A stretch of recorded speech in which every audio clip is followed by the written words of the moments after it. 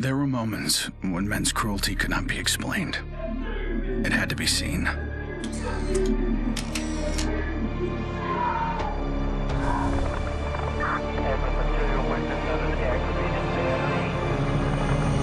The perfect shot pierced our numbness, sent up a flare to save the next generation. It said, "This is where we've been. Don't follow." Then there was no one left to heed the warning. The only one left to save is yourself.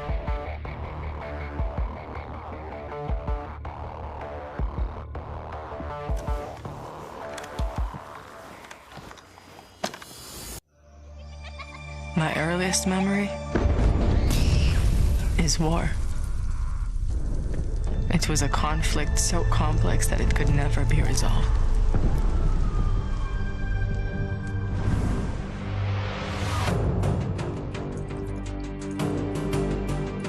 But this war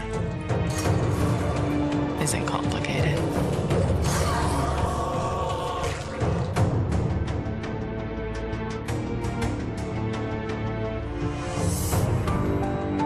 Death is still heartbreak.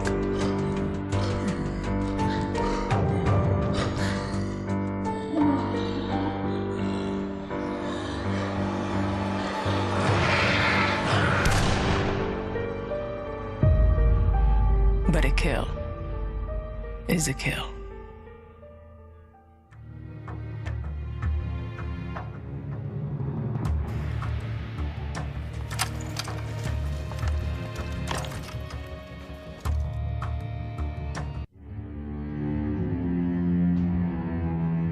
Don't play in the dirt, Ethan.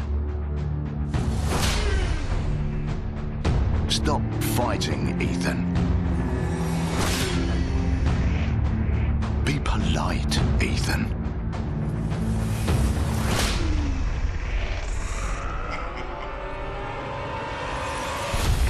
We can suppress the animal instincts all we want, bury them under layers of polish. But they exist for a reason. When we lived in a genteel fairy tale world, somebody did the dirty work out of sight. But when the fairy tale turned nightmare,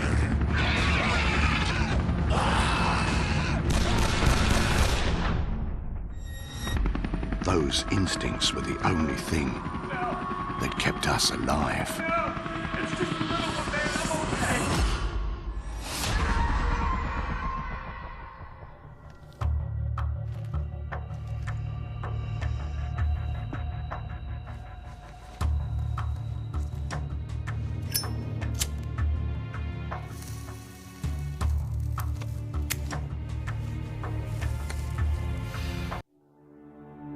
Where there is life, there is light. The glow of hope.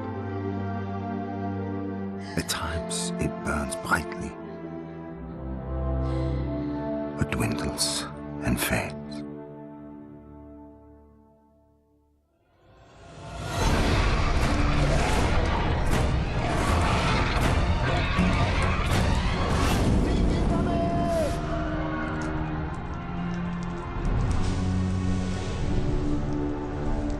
Once it is lit, we must never let it die.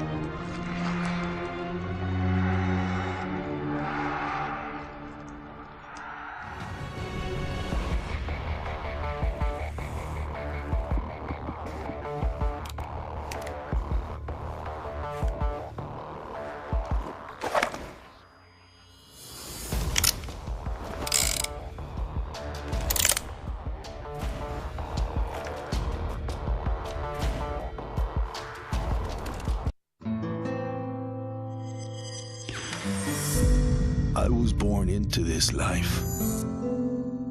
I suffered for it and reaped the rewards. I could tell you that I didn't want it, that I tried to get out. But I got no reason to lie anymore.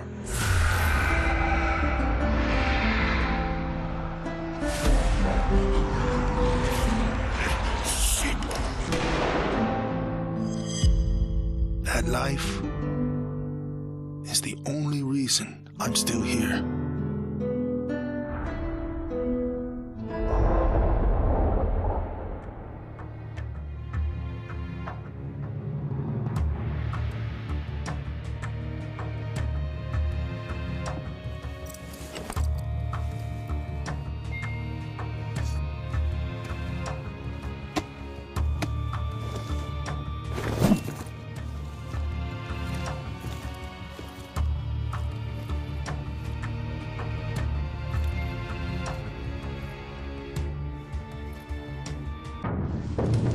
We're so small, really.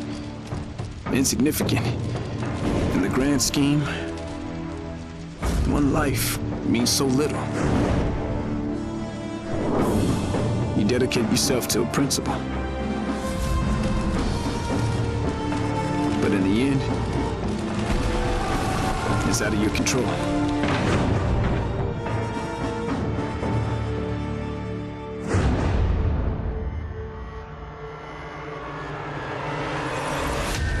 In this world,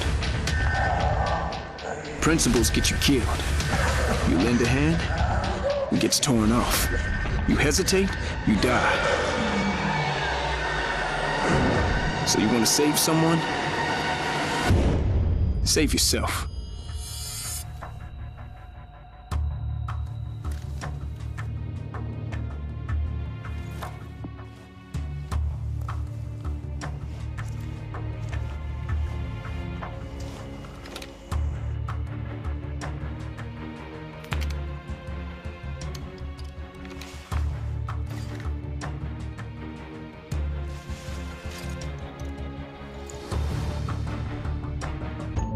To all my classmates who alienated me because I was different.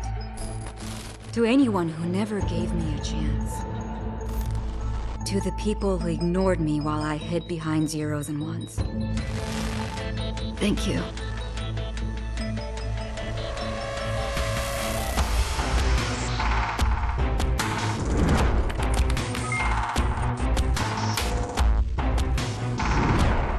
Without you, I would never have made it this far.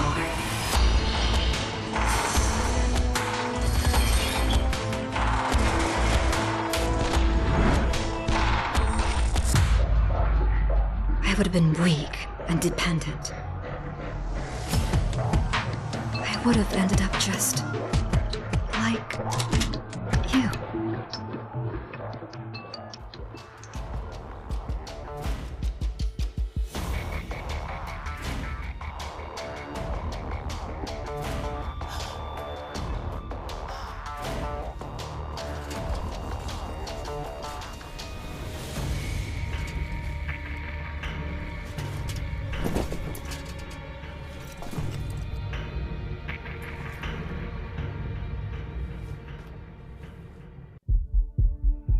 There's never a moment when you forget. It's there when you fall asleep and when you wake up. You keep going over the things you should have done. I should have stayed home that day.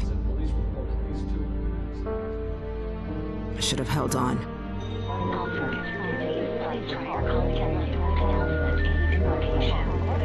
The agony is always there. But I've learned to live with it. Because the only thing stronger than regret is hope.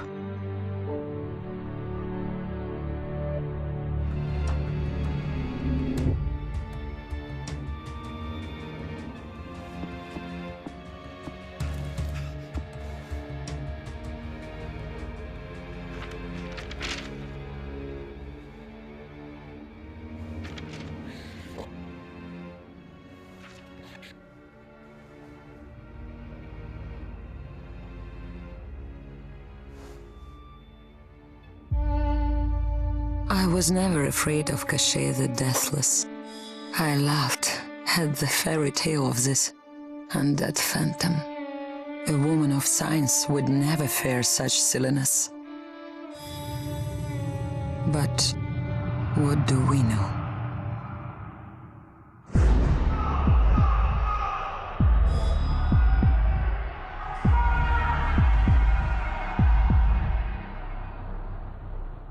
Science cannot explain what I've seen. And in the face of such horror, there is no logic.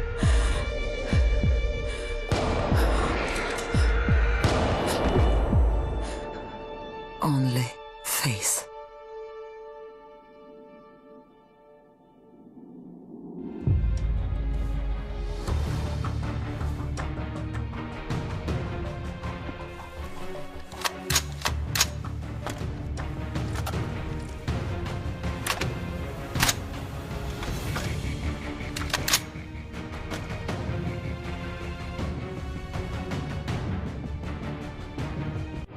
I was just a boy when the Soviet Union collapsed. The nation was divided in two. Those with power and those without. At 8 years old, I learned the price of weakness. And I vowed never to pay that price again. I became the strong man. I gathered wealth, influence, and power.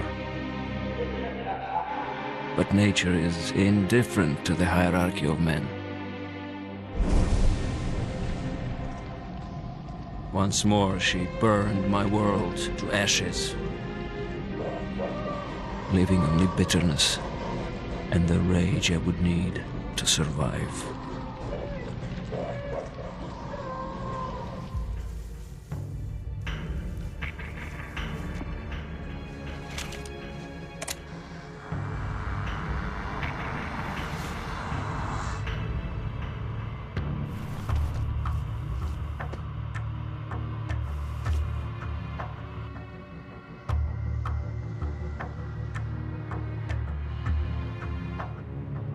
People don't believe something can happen until it does. They live in cheerful ignorance of the coming storm. I could see nothing else. When it finally arrived, I felt relief. At least now the danger had taken shape. Now, I had a target.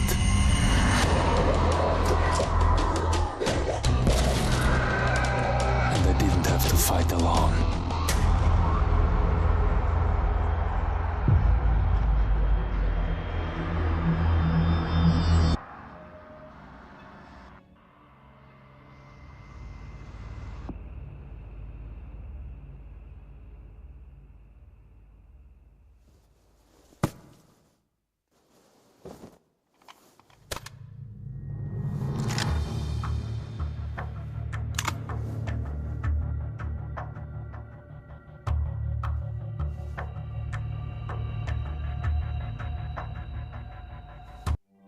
I will not be welcome in the kingdom of heaven. That fate was never in the cards for a man like me.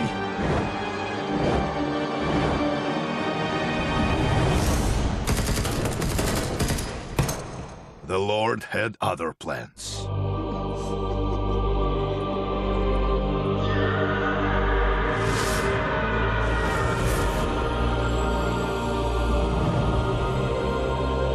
Made my peace with God.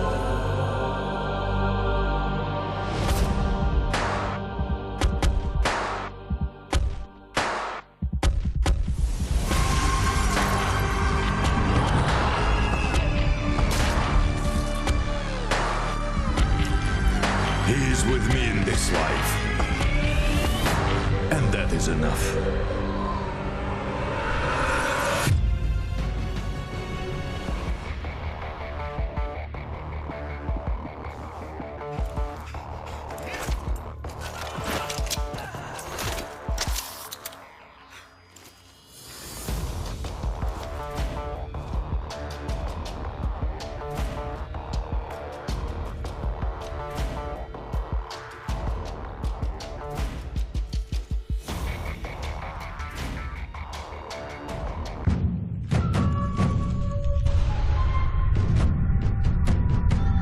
I was 11 years old the first time I felt the ground shake. My instinct was to leave, but my grandparents wouldn't hear of it. This is our home, they told me. We don't leave. I came to live by that code. Earthquakes, tsunamis, typhoons, they're all part of life here. We accept them. We don't leave. When the evacuation was announced, I rejected it. This wasn't our way. Then I saw them. And I understood. This wasn't another disaster. This was a war.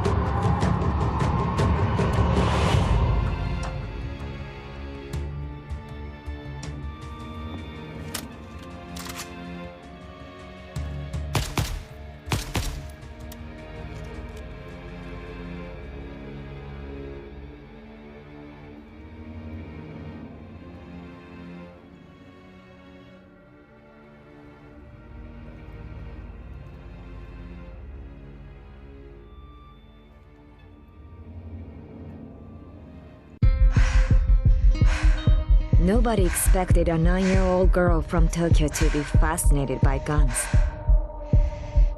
Nobody imagined a 22-year-old university senior would drop out and train for the biathlon. Nobody believed that the daughter of a salaryman could win Olympic gold. And nobody predicted that a necrotic plague would decimate our planet's population. But life is all about the unforeseen.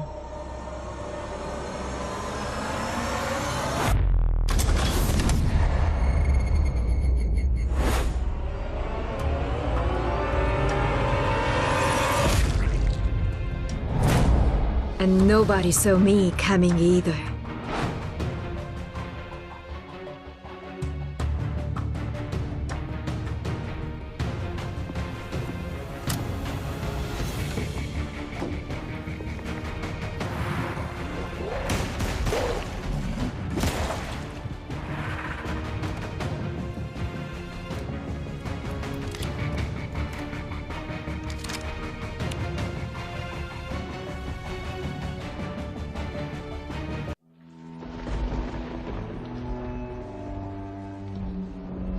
I always wanted to be a cop. Thought I could do some good. But the scum on the street kept destroying lives. While I was wrapped up in red tape.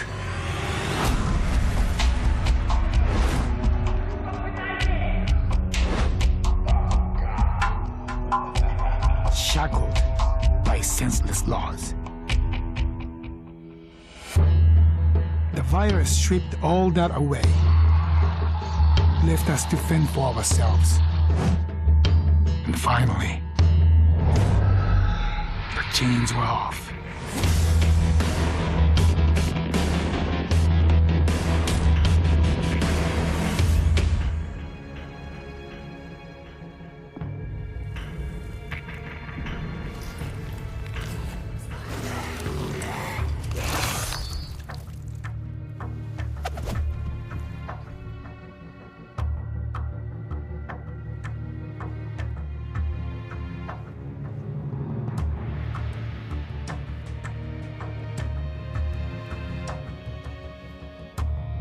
Growing up in Tokyo, you either became a salaryman, or you were a waste. If you asked around, it's safe to say I was the latter. They said I lacked self-control, that I shamed my family. So my father sent me off to relatives in the States. Turns out, Americans care a lot more about earnings than honor. Which worked out fine. Until the Zeke showed up.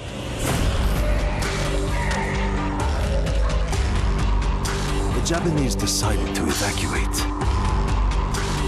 They didn't have the firepower to fight. But I had special skills.